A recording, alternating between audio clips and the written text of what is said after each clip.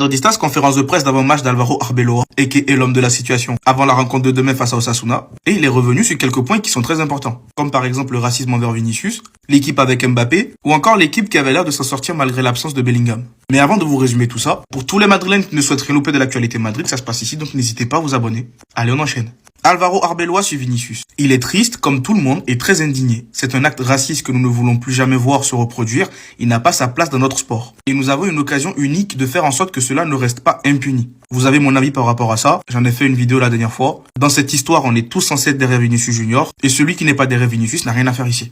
Alvaro Arbeloa sur Osasuna. Ils sont invaincus à domicile depuis 2 mois, une équipe en pleine forme. On sait tous à quel point El Sadar est difficile pour le Real Madrid. Je n'y ai gagné qu'une seule fois. Nous sommes pleinement conscients de la bataille qui nous attend. Nous allons nous préparer au mieux et ces 3 points sont cruciaux. Et je le rejoins totalement. Parce que là, t'as récupéré la première place devant le FC Barcelone. Et pour une fois, j'ai envie qu'on y reste le plus longtemps possible. Et ça commence par aller chercher 3 points demain. Alvaro Arbeloa sur Mbappé et les progrès de l'équipe. Le genou de Mbappé va beaucoup mieux, il n'est pas complètement guéri, mais il se sent beaucoup mieux. Nous avons fait d'énormes progrès ces dernières semaines, mais je reste aussi serein qu'au moment des critiques. Nous sommes conscients des attentes élevées du club, nous voulons continuer à progresser, la saison du championnat est longue et tout peut arriver. Nous ne voulons pas nous relâcher pour tout gâcher. Nous devons donner le meilleur de nous-mêmes. Nous ne pouvons pas nous permettre de relâcher nos efforts si nous voulons gagner. Il a dit les termes. Par contre, par rapport à Mbappé, j'en étais sûr. Son genou n'est pas complètement guéri. Parce que quand on remarque bien, le Kylian de ces 2 derniers matchs, ce n'est pas le même qu'il y a 1 mois, 2 mois. Et ça se voit qu'il y a quelque chose qui ne va pas. Et c'est là où je suis pas trop d'accord avec Arbeloa. Pour moi, si un joueur n'est pas à 100%, il n'a pas à être sur le terrain. Mais bon, des joueurs comme Kylian, comme Vinicius, tant qu'ils te disent, je peux jouer, tu les mets sur le terrain. Arbeloa sur la progression de l'équipe. Nous voulons constater cette progression tant collective qu'individuelle. Nous allons continuer à travailler pour que cette performance soit le fruit du travail de tous. Il s'agit d'un effort collectif, pas seulement de 11 joueurs. Tous les points positifs que nous observons sont le résultat du travail de 25 joueurs. Non, il n'a pas lâché la poésie, toujours en train de saucer tout le monde. Mais c'est bien. Par contre, là, il va réafficher son soutien par rapport à Vinicius. Donc, Arbeloa sur la décision de Vinicius de quitter le terrain. Et il dit c'était la décision de Vinicius. S'il dit qu'on rentre, on rentre tous. Ça prouve tout simplement qu'on a une équipe solidaire, une équipe composée d'humains, qui ont tous un cœur, et ça fait plaisir de voir ça. Arbeloa suit Trent Alexander-Arnold. C'est évident, sa précision et sa qualité de passe sont remarquables. Il n'a ni besoin de beaucoup d'espace, ni de temps. Il donne toujours un avantage aux attaquants, il fait courir Mbappé et Vinicius. Il est en pleine forme après cette pause, ce n'est pas facile de retrouver ce niveau, il correspond parfaitement à ce que nous recherchons. Je suis très content pour lui. Maintenant, il faut qu'il reste le plus longtemps possible. On veut voir ça jusqu'à la fin de la saison. Il nous fait tellement du bien, Trent. Maintenant, Arbeloa revient sur une meilleure version sans Bellingham. Et il dit si je pouvais me démener pour que Jude soit en pleine forme demain, je le ferais. C'est un leader, l'un des meilleurs au monde. Ce qui me réjouit, c'est de voir comment l'équipe se comporte sans un joueur comme Bellingham. Cela en dit long sur le groupe. Si je pouvais lui donner la potion de Panoramix pour qu'il retrouve la santé, je le ferais. Je n'ai aucun doute sur lui. Ça, je vais en faire une autre vidéo. Parce que là, il y a une Zumba que je n'aime pas trop autour de Jude Bellingham. Mais on va en parler après, plus tard dans la journée. Donc voilà le résumé de la conférence de presse d'Alvaro Arbeloa. Dites-moi ce que vous en pensez dans les commentaires. Et surtout pour ne rien louper, c'est ce qu'il vous reste à faire. Madridistas, je vois un débat qui commence à revenir de plus en plus sur les réseaux. Certains Madrilènes, suite à nos récentes performances, ont commencé à nous dire ouais, Bellingham n'est pas là, on joue mieux. Dans ce cas, Bellingham faut qu'il aille sur le banc. Bellingham faut le vendre. Je suis désolé pour vous, mais je ne suis pas avec vous dans cette histoire. Est-ce que vous savez c'est qui Jude Bellingham? Et là, sous prétexte qu'il est absent, vous voulez commencer à dire qu'il faut le vendre, qu'il faut le mettre sur le banc. Mais sinon, oui, moi le premier comme vous, je remarque les faits. Sans lui sur le terrain, on a tendance à remarquer que le ballon circule mieux. En gros, tout se passe plutôt bien. Et même en début de saison avec Xabi Alonso, pendant son opération de l'épaule et sa convalescence, l'équipe se portait plutôt bien. Mais est-ce que ça veut dire qu'il faut forcément se débarrasser de lui? Non, là-dessus je suis pas d'accord. Dans le sens où Jude Bellingham c'est un crack. Jude Bellingham c'est un joueur hors du commun. Il est au-dessus de la moyenne. Personnellement, je trouve juste qu'il doit réapprendre à jouer au milieu de terrain, savoir lâcher le ballon quand il le faut, et savoir garder le ballon et le porter vers l'avant quand il le faut. Parce que oui, Jude Bellingham, lors de ses derniers matchs, j'ai l'impression des fois qu'il porte trop le ballon. Sur certaines phases où il faut vite lâcher la balle, il le gâte beaucoup trop. Et je n'aime pas cette idée de vouloir chercher un bouc émissaire à chaque fois. Pourquoi vouloir tout le temps trouver que la faute revient à quelqu'un? Quand ce n'est pas de Kylian qu'il faut se débarrasser, quand ce n'est pas de Vini qu'il faut se débarrasser, maintenant vous arrivez sur Jude Bellingham. Les gars, doucement. Surtout que Arda Güler, vous savez à quel point c'est mon chouchou, il ne me convainc pas encore, il ne me rassure pas encore. Et je le répète, Jude Bellingham, pour moi, doit juste réapprendre à jouer au milieu de terrain. Vous oubliez que les 2 dernières saisons, il a joué limite comme un faux 10, faux 9. Et moi, avant de commencer à lui jeter la pierre, je vais être patient. Je vais attendre voir ce que ça peut donner sur Arbeloa, au fur et à mesure et avec le temps. Donc voilà, c'était tout ce que j'avais à vous dire par rapport à Jude Bellingham. Après, moi, la personne en elle-même, je suis pas trop fan. Mais il faut savoir faire la part des choses entre le footballeur et la personne. Et en soi, le footballeur, on peut pas parler comme ça en mode ouais, faut le dégager comme ça du jour au lendemain, soi-disant parce qu'actuellement l'équipe se porte mieux. Soyons patients et j'ai même envie de le voir avec Trent Alexander-Arnold. Dites-moi ce que vous en pensez dans les commentaires. Et surtout, pour ne rien louper, vous savez ce qu'il vous reste à faire. Abonnez-vous. Radista, ce matin, j'étais en train de faire un micro-bilan de Arbeloa au Real Madrid. Parce que oui, je tiens à préciser qu'on ne peut pas faire un bilan global. Pour ça, il faudra attendre la fin de saison. Mais je suis en train de me rendre compte qu'il est peut-être en train de réussir son pari. Parce que pour tous ceux qui s'en rappellent, quand il venait à peine d'arriver, il avait 3 objectifs. Récupérer ses joueurs mentalement, récupérer ses joueurs physiquement, et potentiellement après tout ça, commencer à instaurer un style de jeu. Et à l'heure actuelle, on peut se dire qu'il a bien lancé tout ça. Déjà, on voit clairement que les joueurs sont en train de récupérer moralement quand tu vois sa relation avec Vinicius Junior. Vinicius qui est en train de retrouver potentiellement son niveau, reste à voir sur plusieurs matchs. Quand tu vois la relation qu'il a avec les jeunes, et c'est pareil avec des joueurs comme Valverde. Donc on voit des joueurs qui sont en train de retrouver une confiance en eux. Après, il y a des joueurs, faudrait être patient avec eux. Des joueurs comme Arda Güler, Camavinga, Mastantuono. Ça va peut-être mettre un peu plus de temps. Ensuite, il est en train de réussir à récupérer physiquement ses joueurs. Là, par exemple, on a Trent Alexander-Arnold. Là, il a enchaîné 2 matchs, je crois, 2 ou 3 matchs sans pépin physique. Chose qu'on n'avait pas vu depuis le début de saison. Dès qu'il faisait un match, le match d'après, c'était compliqué.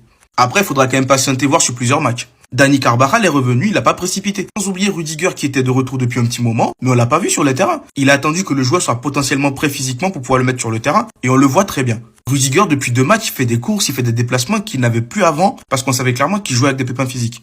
Là, bientôt, on aura le retour de Militao, et j'espère qu'il ne va pas le précipiter. Et oui, j'avais oublié, avec Trent Alexander-Arnold, lui aussi était de retour depuis un petit moment, mais il avait prévu un plan de récupération strict pour lui.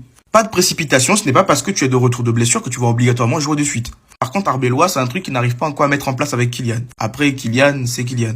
C'est comme Vini. Si Vini a un pépin physique, s'il te dit qu'il se sent de jouer, il va mettre quand même Vini. Même si je suis pas trop d'accord avec cette méthode. Pour moi, si un joueur n'est pas à 100%, il n'a rien à faire sur le terrain. Parce que Kylian, on voit clairement qu'il n'est pas encore rétabli à 100%, là, sa blessure à la cheville ou au genou, je sais plus trop. Sans oublier son rapport avec les jeunes, on voit qu'il y a des jeunes qui sont beaucoup plus impliqués. Même si les petits ne jouent pas tout le temps, tu vois qu'il a déjà fait jouer du Cestero, du Valdepeñas, il a fait jouer du David Jiménez. Et là, on a vu Thiago Pitarch. Pitarch qui se faisait convoquer par Alonso, mais qui ne jouait jamais. Et là, sur Arbeloa, même si c'est 10 minutes, on l'a vu. Donc Arbeloa, ça lui permettra de voir les jeunes qui sont véritablement prêts pour l'équipe première. Et là, ces derniers jours, on voit qu'il commence à instaurer des petits trucs tactiques, le jeu en transition. Mais je pense que ça viendra un peu plus tard. Donc voilà un tout petit peu ce que j'ai remarqué sur le mini bilan que j'ai fait sur Arbeloa. Dites-moi vous ce que vous en pensez dans les commentaires. Et surtout pour ne rien louper, vous savez ce qu'il vous reste à faire. Abonnez-vous. Madridistas, on y va pour les nouvelles du jour aujourd'hui. Go! Antonio Rudiger, notre défenseur très robuste, se sent actuellement à 100%. Il se sent fort confiant et capable d'être titulaire. Depuis son retour, le Real Madrid n'a encaissé qu'un seul but. On l'a remarqué, lorsqu'il est aligné face à Benfica, on a senti la différence. Donc c'est tout bon pour nous. Arbeloa est nominé pour être le coach du mois en Ligue espagnole. Totalement mérité, les amis. Vous avez vu ce qu'il est en train de réaliser depuis qu'il est en place? Excellent, la bonne dynamique de l'équipe. Et en plus, moi, mon humeur est totalement radieuse ces derniers temps, depuis les excellents résultats de mon équipe préférée. Donc, continue comme ça, Alvaro. Selon Mario Cortejana, des sources proches de Vinicius Junior assurent qu'ils se sont soutenus par le Real Madrid depuis l'incident contre Benfica mardi soir. Il manquerait plus que ça. Ils ajoutent également que le club fera pression pour obtenir des sanctions. Il appartient donc à l'UEFA d'agir. Il doit vraiment agir sévèrement et durement. Un homme qui m'a énormément déçu, c'est bien cet homme-là, José Mourinho. Après s'avoir exprimé sous les déclarations sous l'affaire Vinicius. Avant, j'avais énormément d'estime. Maintenant, j'en ai beaucoup moins. Mais d'après ce que j'ai entendu, il regretterait d'avoir dit de telles déclarations. Alors, qu'ils le disent publiquement alors. On termine cette actu avec quelques rumeurs de transfert. Le Real Madrid préparerait une offre de 100 millions pour Désiré Doué, ailier du Paris Saint-Germain. Les tensions en interne à Paris pourraient ouvrir la porte à un départ du jeune talent dès cet été. Alors, c'est un joueur qui cadrerait parfaitement au Real Madrid. Mais vous connaissez la direction du Paris Saint-Germain. Très compliqué. Mais bon, en football, on sait jamais. Voilà, c'est tout pour aujourd'hui. Il faut reconnaître qu'il n'y avait pas beaucoup d'actu en ce qui concerne le Real Madrid. Déjà qu'ils avaient déjà leur jour de congé. Et en plus, l'actu Vinicius a pris le dessus. Donc on se retrouve certainement pour d'autres vidéos. En attendant, je vous souhaite une bonne journée et n'oubliez surtout pas, ici c'est Madrid. Ciao, ciao les amis. Encore une blessure à Madrid, on n'aura jamais le groupe au complet. Parce que oui, le groupe est sorti, les gars, le groupe pour aller se déplacer à Osasuna demain et on va regarder ça tout de suite. Donc, aux côtés des attaquants, on a Vini, Mbappé, Gonzalo, Brahim, Mastantuono. Donc, il manque encore Rodrigo. Rodrigo, sa blessure, elle traîne. On ne sait pas vraiment ce qu'il a. Au milieu de terrain, les gars, on a Camavinga, Valverde, Tchouaméni, Arda Güler, Ceballos et Thiago Pistache. Donc, en l'absence de Bellingham, ils ont ramené Thiago Pistache. Au but, on a Courtois Lunin et Sergio Mestre.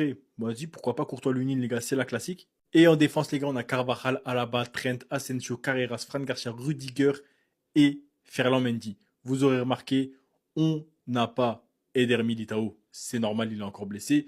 Et on n'a pas Dean Huijsen. Parce que oui, les gars, Dean Huijsen, c'est encore blessé. On n'aura jamais ce groupe au complet, les gars, je comprends pas. On l'a appris aujourd'hui alors que le groupe se déplace et a pris l'avion pour aller à Osasuna. Donc, ils y vont la veille. Ça, c'est une chose notable. D'habitude, ils y vont le jour même.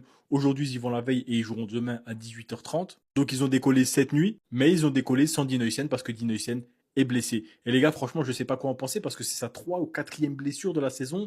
On ne sait pas la nature de la blessure. Est-ce que c'est un jour, 2 jours, 1 mois, 2 mois? On ne sait pas du tout. Mais moi, du coup, je me pose des questions sur la fiabilité d'un joueur comme ça. Les gars, c'est un jeune joueur. S'il commence déjà à avoir autant de problèmes physiques, ça va être compliqué. Surtout qu'Asensio, lui, il doit se reposer par rapport à son tibia. Ben, je pense qu'il va être forcé de jouer. On va voir ce que ça va donner.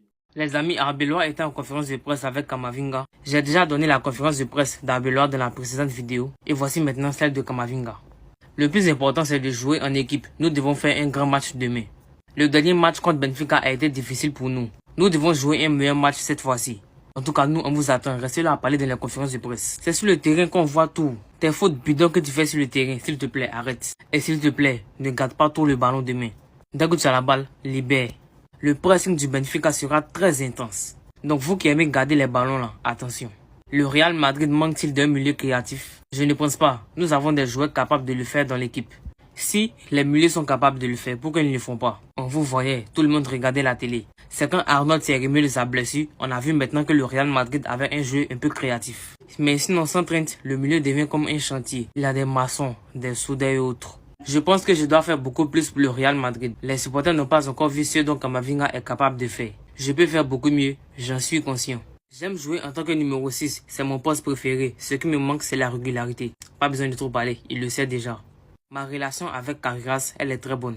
Si vous voyez que les journalistes ont posé cette question, c'est suite aux rumeurs disant que Kamavinga allait être en concurrence au poste de latéral avec Carreras. Ensuite, il dit « Ma relation avec Vinicius Junior, elle est magnifique. Nous sommes toujours ensemble en dehors du terrain, c'est spécial. » Ça, on le sait tous, Kamavinga et Vinicius Junior, ils sont comme des frères. Bref les amis, c'est la fin de cette conférence de presse. J'espère que vous aura plu. Donnez vos avis dans les commentaires et surtout pour ne rien louper, abonnez-vous.